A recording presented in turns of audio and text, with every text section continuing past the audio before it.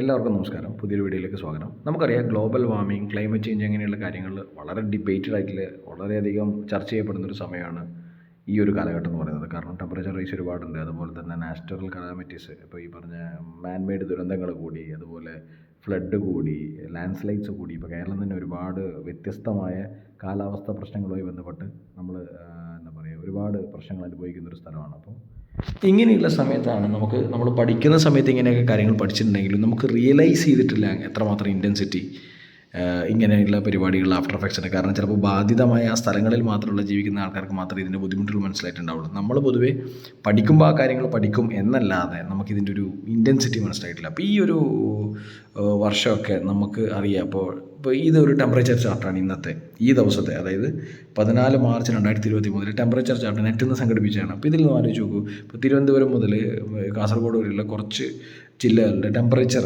ആണ് നമ്മൾ ഇന്നിപ്പോൾ നോക്കാൻ പോകുന്നത്. അപ്പോൾ അതിൽ നോക്കൂ, തിരുവനന്തപുരം 33 ഡിഗ്രി സെൽഷ്യസ് ആണെന്ന് പറയുന്നത്, കൊച്ചി 30, കണ്ണൂർ 31, കോഴിക്കോട് 31, കാസർഗോഡ് 33, തൃശ്ശൂർ 31, കോട്ടയം 32, ഇടുക്കി 27. അപ്പോൾ നമുക്കറിയാം, ഇപ്പോൾ കാസർഗോഡാണെങ്കിൽ 33ആണ്, തിരുവനന്തപുരം 33ആണ്, അതുപോലെ തന്നെ കോട്ടയം 32ആണ്, കണ്ണൂർ 31ആണ്. ഇത്രയധികം ടെമ്പറേച്ചർ നമുക്ക് ഈ പറയുന്ന മാർച്ച് മാസം മുതൽ തന്നെ ഉണ്ട്. ശരിക്കും 33, 32 ആണെങ്കിലും നമുക്ക് ഫീൽ ചെയ്യുന്ന എത്രയാണ്?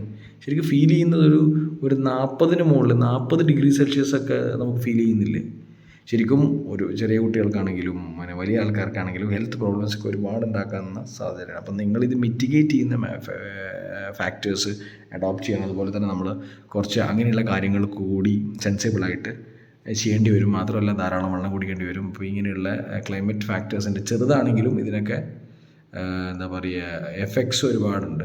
ഇതിനൊക്കെ അഡ്വേഴ്സ് ആയിട്ടുള്ള എഫക്ട്സ് ഉണ്ട്. അതിനെ നമ്മൾ മിറ്റിഗേറ്റ് ചെയ്തേ പറ്റുള്ളൂ. അപ്പോൾ ഇതിൻ്റെ ഒരു ആഫ്റ്റർ എഫക്റ്റ് എന്ന് പറയുന്നത് വളരെ വളരെ വലിയ റിപ്പർക്കഷൻ അല്ലെങ്കിൽ ഇമ്പാക്റ്റ് ഉണ്ടാക്കാം, അഡ്വേഴ്സീവ് ആയിട്ടുള്ള ഇമ്പാക്റ്റ് ഉണ്ടാക്കാൻ പറ്റുന്ന കാര്യമാണ്. ഫാൻ എന്ന് പറയുന്നൊരു സാധനം ഇല്ലാതെ നമുക്ക് രാവിലെ മുതൽ വൈകുന്നേരം വരെ ഒരു 10 മണി മുതൽ 10 ടു അങ്ങോട്ട് നമുക്ക് ഒരു റൂമിലിരിക്കാൻ പോലും പറ്റാത്തൊരവസ്ഥയാണ്. ഇപ്പം ഞാൻ കണ്ണൂരാണ്, എനിക്ക് അങ്ങനെയാണ് തോന്നുന്നത്. നിങ്ങൾക്ക് എന്താ തോന്നുന്നതെന്ന് അറിയില്ല. ഒരു ഫാൻ ഇല്ലാതെ നമുക്ക് നമ്മുടെ പുറത്തെ വരാന്തയിലോ അല്ലെങ്കിൽ റൂമിൽ ഏതെങ്കിലും ഉള്ളിലോ നമുക്ക് ഇരിക്കാൻ പറ്റാത്തൊരവസ്ഥ ഉണ്ട്. അപ്പോൾ എന്തായാലും എല്ലാവരും ഈ പറയുന്ന അവരവരുടെ വീടുകളിലാണെങ്കിലും ശരി, പുറത്താണെങ്കിലും ശരി, അങ്ങനെ ക്ലൈമറ്റുമായി ബന്ധപ്പെട്ടിട്ടുള്ള ഈ പറയുന്ന ചൂട് കുറക്കാനും മറ്റുള്ള കാര്യങ്ങളും നാച്ചുറൽ മെഷേഴ്സ് എടുക്കുകയോ അതുപോലെ തന്നെ ധാരാളം വെള്ളം കുടിക്കുകയൊക്കെ ചെയ്ത് മുമ്പോട്ട് പോകണം. ഈ പ്രിപ്പറേഷനുമായി ബന്ധപ്പെട്ട് ഇത് പറയാൻ കാരണം നമ്മുടെ മൂഡെന്ന് പറയുന്നത് വളരെയധികം ഇമ്പോർട്ടൻ്റ് ആയിട്ടുള്ള കാര്യമാണ്. നമ്മുടെ ഈ പറഞ്ഞ വെൽബീയിങ്, മൂഡ്, ഹെൽത്ത് അങ്ങനെയുള്ള കാര്യങ്ങൾ. കാരണം വളരെ എക്സോസ്റ്റീവ് ആയിട്ടുള്ളൊരു ടെമ്പറേച്ചറാണ് വരാൻ പോകുന്നത് ഇനി ഈ പറഞ്ഞ മാർച്ച്, ഏപ്രിൽ മാസങ്ങളിൽ. അതുപോലെ തന്നെ നമ്മുടെ എക്സാംസും ഈ പറയുന്ന മെയിലാണ് ഒരുപാട് എക്സാംസ്, യൂണിവേഴ്സിറ്റി അസിസ്റ്റൻ്റ് അടക്കമുള്ള exams, sub inspector, university assistant, 10th level mains, അങ്ങനെയുള്ള എല്ലാ എക്സാമും ഈ മെയിലാണ് നടക്കുന്നത്. അപ്പോൾ നമ്മുടെ ഹെൽത്ത് വൈസുള്ള വെൽബീയിങ് വളരെയധികം ഇമ്പോർട്ടൻ്റ് ആണ്. അതുകൊണ്ട് അതിനെക്കുറിച്ച് കൂടുതൽ ശ്രദ്ധ വേണം.